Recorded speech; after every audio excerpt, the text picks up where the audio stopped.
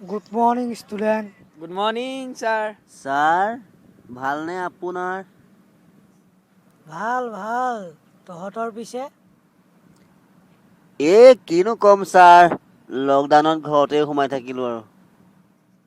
ভালেই কৰিলি চৰকাৰৰ নীতি নিয়ম মানিবই লাগিব আমাৰ নিজৰ বাবে নিজৰ কাৰণে সাৱধান হ'বই লাগিব হয় ছাৰ, আপুনি ঠিকেই কৈছে। নিজৰ ভৱিষ্যতৰ কথা আমি নিজেইতো ভাবিব লাগিব। বাৰু ল'ৰাহঁত তহঁতে স্কুল বন্ধ বুলি ঘৰত কিতাপ পঢ়িলি নে নপঢ়িলি Sir, অলপ চলপ পঢ়িছিলোঁ।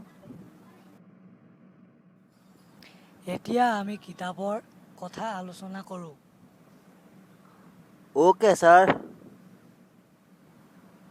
প্ৰথমে টিংকু তই ব্যঞ্জন বৰ্ণখনকে মাতচোন ছাৰ, এইটো আৰু কথা হ'লনে? হ'ব দিয়ক, পাৰিম। বাৰু তই প্ৰথমে মাতচোন তাৰ পাছত গম পাম কথা নে বতা ক খ গ ঘ ঙ ততিয়া চ বগীয়া জ ঝ ঞ।